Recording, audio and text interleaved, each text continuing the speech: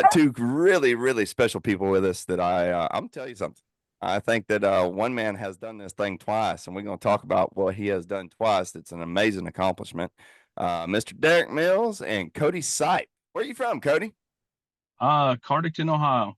Cardigan, Ohio. And Mr. Derek Mills, where are you from, sir? We moved up to Amelia, Ohio in December. I'm actually from Southeast Kentucky, And Harlan County. And you're part of Double D Kennels, correct? Yes, sir. Tell us a little bit about Double D Kennels. Hey, we just threw this together, what, maybe a month and a half ago?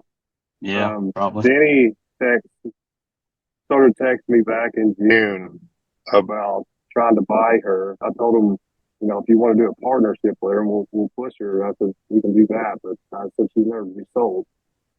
And that's kind of what happened. I think I got you all the dog, and I think it was first or second week of July. So that's kind of when this all started.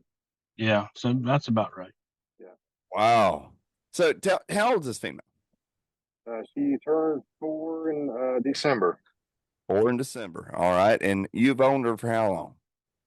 Owned her off and on. I got mad at her a couple times and traded her, but I ended up back with her.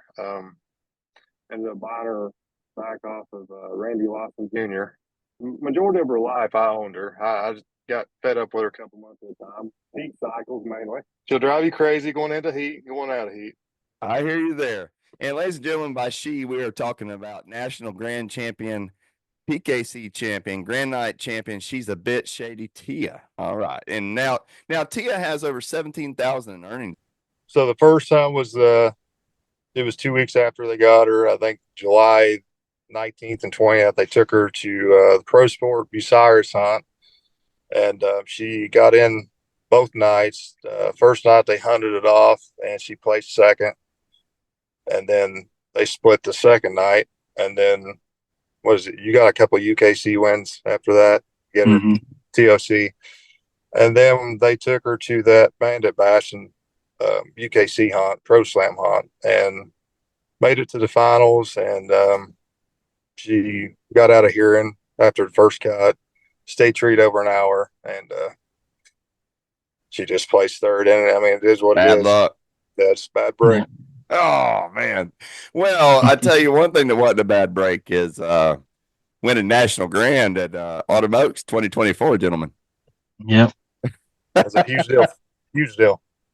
Huge deal. Big deal. And this is something that literally I saw y'all laughing about this on Facebook. This was like a month and a half ago this dream started with this dog.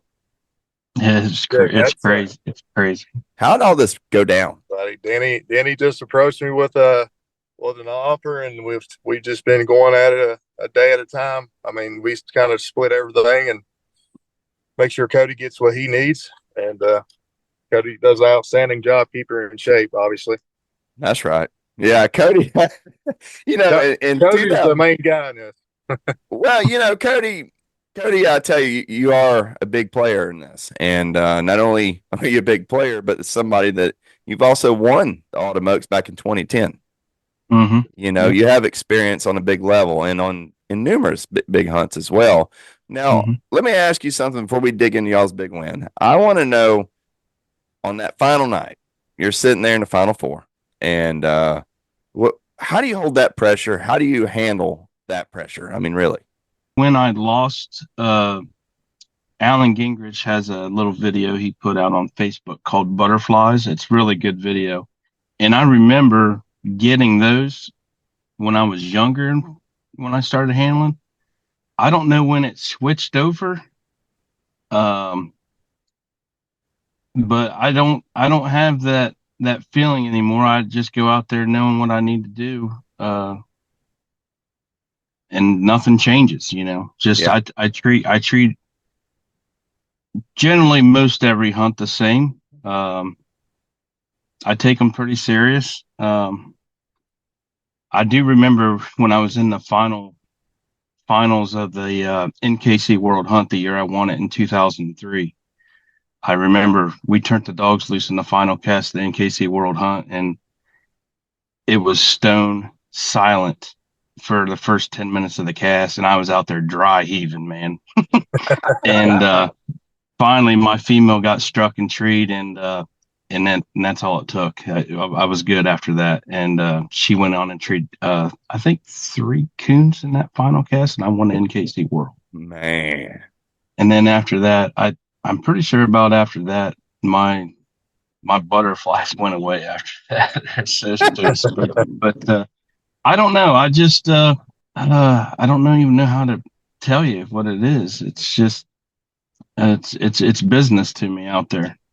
Right. And there's nothing wrong with it being business to you. I mean, this is something that you have set as a goal and you're going to compete and you're going to win. I mean, that's part of it. I mean, my mom has a breeding program that she's been breeding hounds 27 years to win. Yeah. I mean, it's not a joke. You know, we work hard just like you. You're in the woods. You work hard, man.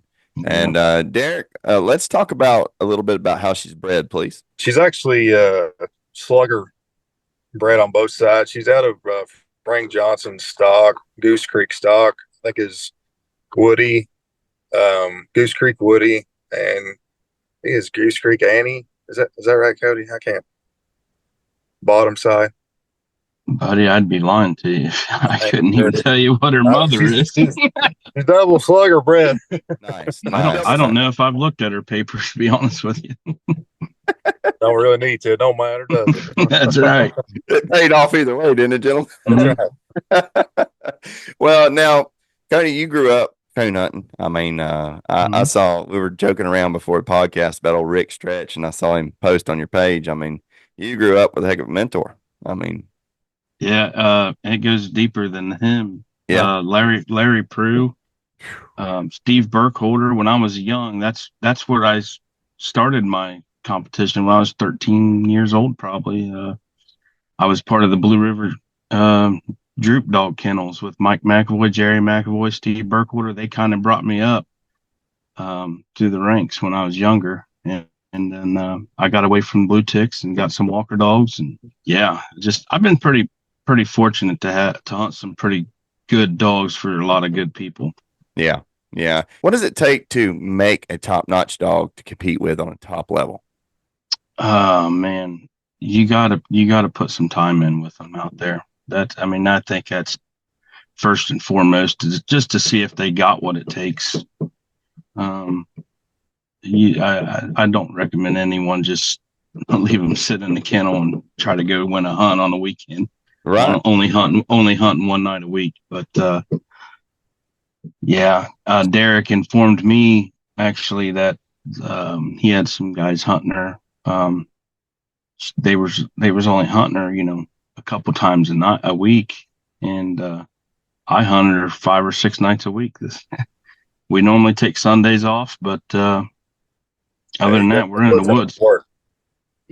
It's difficult to keep one tuned up and have a real job, but I do my best. Yeah, and I mean, a lot of people don't realize, I mean, it takes a lot of work to tune one up and to get one ready, and by tuning up, folks, he's really talking about putting that hound in the woods, knowing that dog in and out.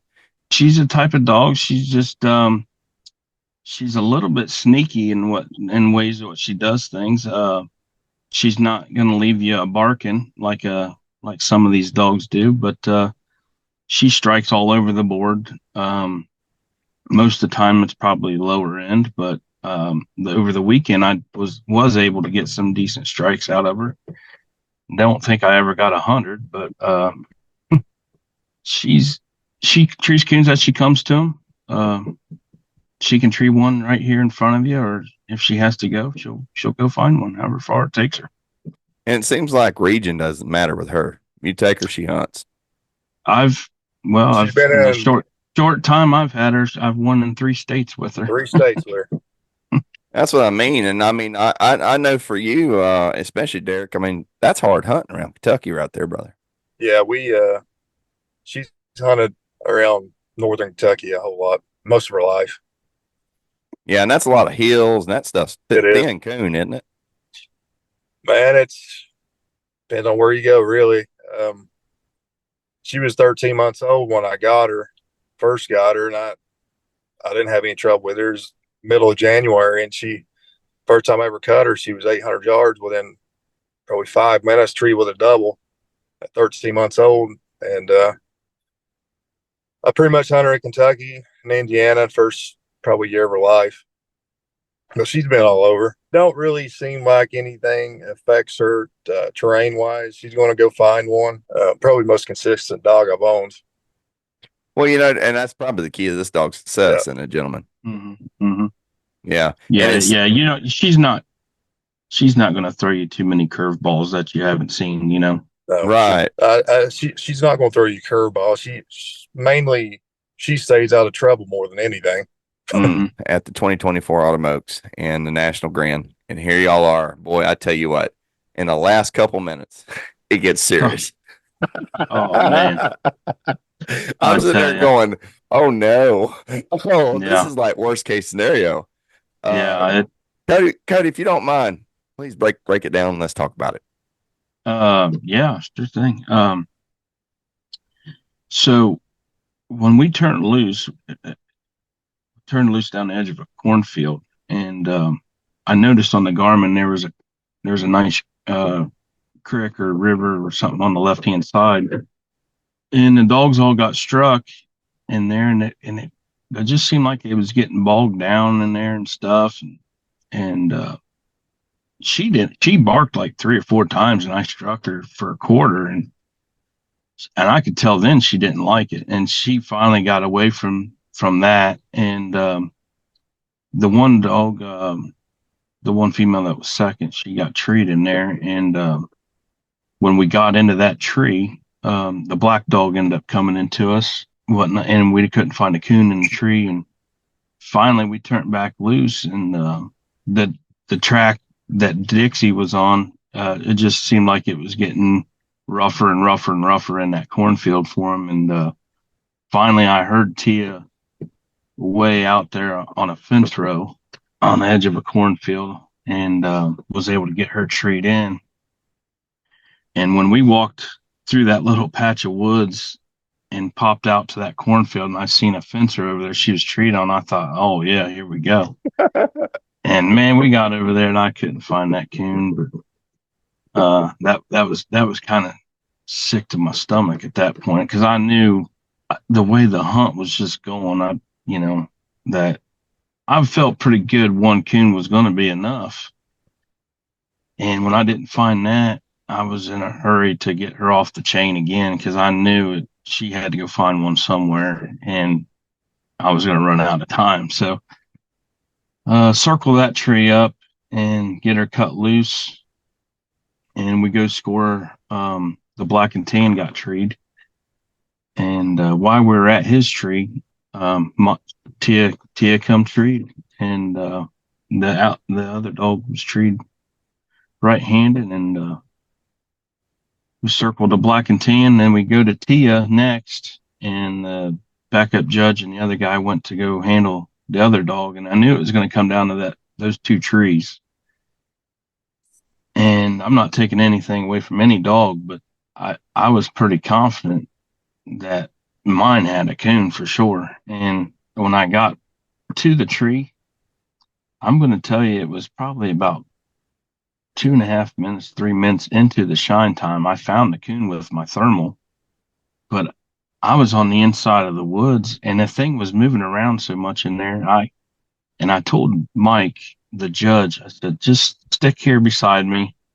I'm going to find this coon somewhere. And he did. He was right beside me, and I had him throw his thermal up, and he says, yeah, I see what you're looking at. He says, and we couldn't get a light on this thing. Oh. And he says, you got a minute left to shine time. So lo and behold, I did what no one really wants to do this time of year. I said, let's bright it up. Let's throw the bright light in it. And sure enough, that when we did that coon must have took off the way up out of there. And those guys started saying they seen it out on the edge. And I was yelling at that judge. I said, run, run, run. And I feel bad for yelling at him like that, but he got over there, and they all seen the coon. Trevor Wade and I think was out there, and the older gentleman in the cast, the one that found it, showed him, and he seen it. And I said, how much time? And he said there was 25 seconds left on the shine time. I gave a big holler, and I was happy, and I went and grabbed Tia, and I patted her up, and I was like, well, now we need a little luck. Because the bad part is there was one deep tree. Yes, and if she had a coon, we were going to be tied, but he had me beat on the circle strike tiebreaker because of that first tree. So we walked back around down the road, had to walk by the truck, so I threw Tia in the truck, and there wasn't no way I wasn't going to go in there and find out for myself. And so I threw her in the truck, and our other partner, Denny Goodman, was there, and I told him, I said, we just need a little luck here. And we went in there, and that was a long 8 minutes. I was going to ask you, how long was that walk in that 8 minutes? The walk wasn't too bad from the time we put her in the truck. I think the dog was roughly around 300 yards down the edge of the bean field, and big old ginormous tree. She probably did have a coon, honestly, but it was huge. Yeah. We all shined, and we just couldn't find it. You know, you mentioned something a second ago. You said another man found the raccoon. Yeah. Mm-hmm. I'm so bad with names. It was the older gentleman hunting the black and tan was the one that originally found. I think his name was Ed. Ed Hildebrand, I think his name Ed is. Hildebrand, and he's 78 years old from what I hear. 78 or 74, I couldn't remember. I think it's 78. I mean, that is absolutely incredible. Number one, that he's in the woods in the finals with you. Yeah. I mean, that's awesome in itself. And then for that man to be that honest and say, "Hey, brother, here's your coon." Yeah. That was pretty cool. That's what this sport's all about, isn't it? Yeah. Yes, sir. Yes, sir. You know, now you mentioned thermals, and how do you feel like thermals have impacted the coon hunting game? I think it's a great move to allow them on UKC parts. It's a nice device. I mean, you can't score them off of it. If that was the case, I would have had that coon plussed in 2.5 minutes. You know, Rick, going back to him as one of my mentors, as you call it, he always told me this is a timed event.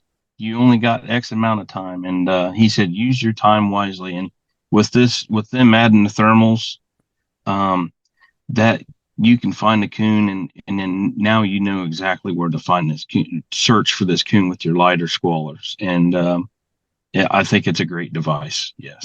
Yeah, I think it's changed the game. Yeah, for sure. Yeah, in a positive way too. I mean, you know, that you can just go in there in half the time, like you say. Boom, you can throw it up there, and you can tell if you got a live coon dog pretty quick. and as far as the training side of things, I mean, it through the week, you know, you're gonna know real fast. This time of year, you know if you can get on one or not. That's right. Now, Darren, did you grow up in Harlan? Yeah, I grew up in Harlan. I lived there till this past December. Okay, all right. And now you grew up hunting as well, right? I did for a while, but I probably quit 15 years. Did you? I just recently got back into it, probably 4 years ago. What got you back into it? Midlife crisis? I have no idea. I really honestly don't know. But let's talk about getting dogs ready for hunts and how hard and what it takes to get a dog ready for any hunt, really. Yeah. Well, first of all, first thing is, if you're a working guy, it's going to take lots of restless nights. You're going to have to go, you know, some nights 3-4 hours of sleep, because I'm not putting one up looking bad. I'm not going to do that. I'm going to hunt until that thing satisfies me. But that's number one. Number two, just getting out there and putting the boot leather to them, you know. For me, that's always helped. I mean, been in my back pocket and something I've always thought I needed to do. And yeah, I mean, just those things, and I don't like to let one get away with too much when I'm out there. I like to stay on top of one as much as I can. Yeah. Yeah. And so what are things that you immediately look for to correct? I don't know. I guess it just depends on the dog. But just just do. I want one to do whatever it takes to do what it needs to do within the rules of the hunt. So I mean, whether it's, I don't know, not none of this partakes to Tia anyway. But if I have a new dog and it comes to meet me off of a tree or something, I might try to tighten it up, on a tree, or just things like that. I guess I don't know. It like I said, it as far as correcting one, it just depends on the situation, I guess. Right. What's going on? Let me tell you something. I got a good friend of mine, and some people say he's a tough judge. His name's Dick Brothers, but let me tell you something, keeps you honest. Now, Mm. what is your feeling on that, Cody? I want a tough judge every time. I want one that is stern, stands with what he thinks is right. That's what the questions are for, plain and simple. I mean, I want one that's going to make a call, a judgment call, as being the judge, and just stand behind it. And then we can question or vote on it, whatever we have to do. I don't, I want a judge that's got a backbone. I like it. But I don't want one that can be pushed around or persuade or things like that. Yeah, I because don't at the like. end of the night, they are there to make a judgment call. Correct. 100%. Correct. And I mean that's the whole point, folks, that Cody's trying to get across is when he's talking about a stern judge, he just wants an honest man to come out there and do a job that he's given at that night. Mm-hmm. Yep. Now, Derek, over the years, what's been your experience with judges, and how do you handle them? What do you like in a judge? I want a stern one too. I don't want one that's going to let anybody by with anything. I want the same judge to be stern with me as he is all three in the cast. That's right. That's right. Yeah. I Now, mean, yeah. Sometimes it don't And go my way, you and get a buddy I that's don't going. like it. But Yeah, you might not like it all the time. It might not go your way, but I want an honest judge. what's the strongest qualities about Tia? she's got them coons when you get there. That That's wins that's hunts, doesn't it, brother? that's the first thing that I noticed. You're First, fully confident going into each and every tree of hers, knowing that she is going to have one. Confidence of actually having one on the other side. Yeah, hard to beat that, brother. mm-hmm.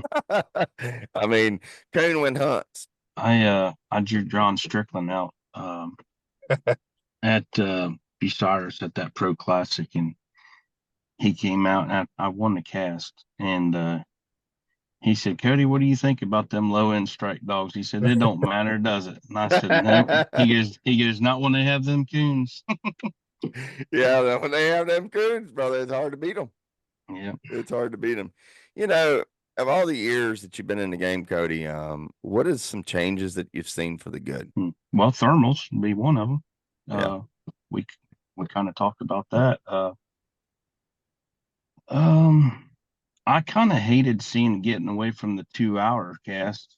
I'm not a fan of the 1 hour cast. 90 minutes is okay. But things for the good. I mean, UKC, man, they are making some strides. Gosh, these events that they're having now, the TOC and some of these pro slams, and gosh dang, how do you not like that? You I'm know, telling you, I'm tournament champions. I mean, it's yeah. amazing what How UKC is starting to do. how do you not like that? I mean, it gives every man a chance to go hunt for some big, big life changing money for I think $150 entry fee, and it helps out all these local clubs. You got to go to them. You got to get your 5 cast wins. I love it. I love it. Yeah, I think it's phenomenal. I think, and it brings the grassroots, which you just spoke, the clubs. We got to Mm-hmm. have these clubs. I done an interview with the Coon Hunters Association, Wayne County Coon Hunters Association, while I was up there. Mm-hmm. And my gosh, you're talking about 55 members, great club, good attitudes. I mean, and look what a good hunt they put on up there. Oh, that hunt's phenomenal. It's hats off to every single person that goes into putting that thing on. Gosh dang, I Yeah, can't man. imagine. UKC, Alan Gingrich. I mean, Trevor Wade. Them, jeez, man, what an It's event! Hard event yeah, put on. Huge. and getting that many dogs to the woods, that's unbelievable. It's unbelievable. Can you imagine? I spoke to him, Tyler Stroh, and Tyler Stroh was your guide in the final round, I do believe. Okay, I didn't catch the guy's name that guided us. Actually, I didn't. I guess I didn't meet him or figure out Yes. which one he was. Well, Tyler Stroh is the club president for there, and Okay. he's the one that actually took y'all out on the final round. And Hmm. I spoke to him on an interview on a podcast here, and we were talking about Wayne County Coon Hunters Association and how it was going, etc. But my gosh, the hunting, he said right now was so tough up there for them Oh, guys. He said, it's brother, dry. he said it's dry. If you don't have water, you're not going to tree them. And honestly, that played into a big um, help to me on Friday night to get into the Grand 16. We drove 2.5 hours almost up to around Peru, Indiana, and I seen a lot of guys who said they were hunting in torrential downpours. Where we was hunting at, we never really got that. We got a nice drizzle rain that any coon loves to be out playing in, and we seen coons everywhere. I mean everywhere. And we was able to score. I think we treed six in that cast, and Tia treed four of them. So Woo! we had a good, yeah, yeah, Yeah, it was she good. was on fire, huh? Yeah, I ended up with 775 on Friday night, and she looked good. She looked real good. Yeah, yeah. Well, I tell you what, gentlemen. I mean, I think what you have going on right now is pretty sensational. Y'all are really, really on a good journey right now. Yeah. And what does it feel like to be part of a team like this? Oh, these guys that I'm hunting for, Derek and we haven't really talked about Denny a whole lot. He's been a good friend of mine for a long, long time, and I can't ask for two better guys to hunt for. What? It's been good, been Tell me a real little bit good. about Denny. Well, I met Denny at probably one of our local club hunts, and he was kind of just getting on the scene as far as coon hunting and stuff, uh, in a competition level. I think he's coon hunted quite some time, but as a competition level, he was just coming on the scene, and I don't know, we kind of hit it off, just talking at a hunt, and became pretty good friends. And he started hunting with me, and his boy Wyatt Goodman hunted a little bit with us, and he got some dogs and stuff, and I was trying to steer him in the right direction on where to go, and things just weren't working out for him on finding a decent dog. And his boy work has taken him away from hunting a little bit, and then he says, well, would you hunt one for me? I said, absolutely. We find the right one. I'm not one just to hunt anything. I never have, never will be, but it has to suit me. And but he went on the search, and I hunted a dog for him for a little while, and on and off. And then he found, like Derek said, he found Tia, and worked this deal out with Derek. And I knew Derek. He actually has a dog called Drinking Bone, and I was drawing him at a couple of the hunts, and I always liked Derek. And I don't know that we really sat down and had any No, conversations, we but did. we always got along in the cast and stuff like that, and chit chatted in a cast, but never really had a conversation until this deal got struck with Tia and Denny and Derek. Well, I tell you what, it seems like it's working out pretty good. Yeah. Yeah, it's moved on pretty quick. Yeah. I And mean, Derek, I want to ask you something, brother. I mean, you got Cody here taking and handling your hound there. I should say everyone's hound here. yeah, you know, uh, taking that hound on into the finals there, and you as an owner, that's got to feel pretty amazing to have someone like Cody handling your hound. yeah, he's done a amazing job in the last month and a half. I never would have dreamed this in the last 2 months how this is all played out. I saw on Facebook where you Honestly, said how I humbled. never. Yeah, I have been. Me and Denny both. I mean, we never. I mean, even a partnership was kind of not even in the equation at the time, and how this just has happened so quick, it's been unreal. Yeah, yeah. I can only imagine. I mean, has it really sunk in yet? No, not really. Making her grand night a couple weeks ago. I mean, she was just a night champion just what 2 weeks before Autumn Oaks. 2 or 3 weeks, yeah. Yeah, I think two or 3 weeks before Autumn Oaks, we had just granded her out at that bandit bash. Yeah, I told him. I said I did all the configuring, and I said we got 11 hunts. And that's counting the warm up hunts. Yeah, the week of Autumn Oaks. I said we got 11 casts to get 6 wins. I said let's go put the nose to the grindstone and see what happens. And Denny's like, you think you can do that? And I said, yeah, I think she can.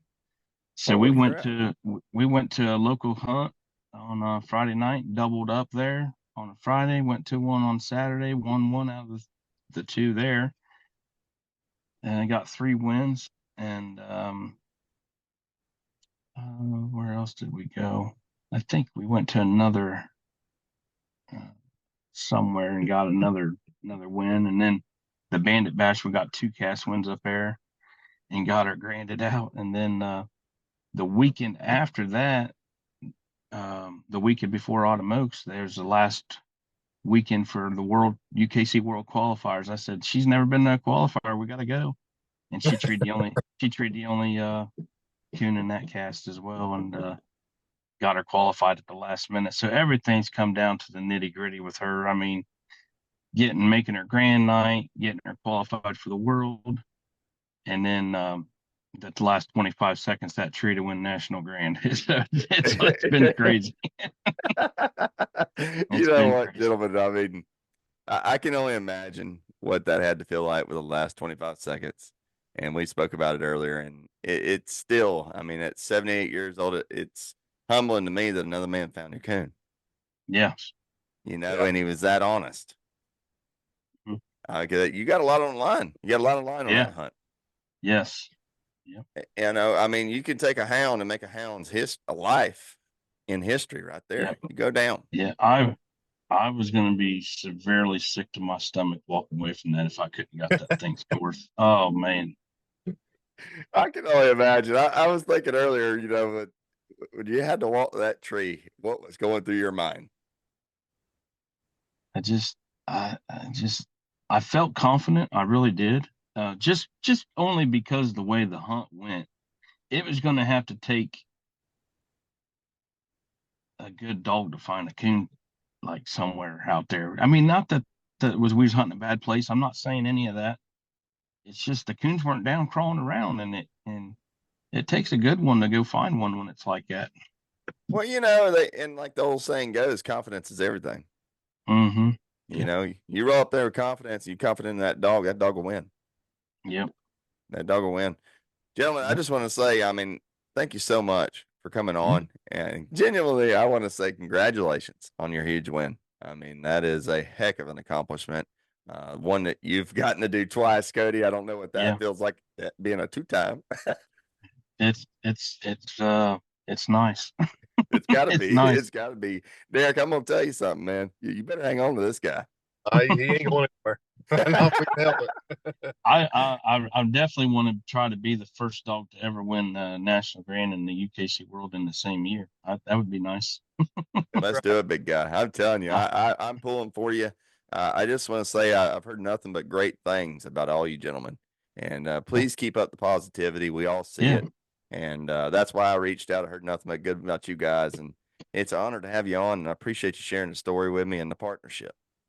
Thank you. Oh, man, God bless. And Derek, nice meeting you, brother. You too, buddy.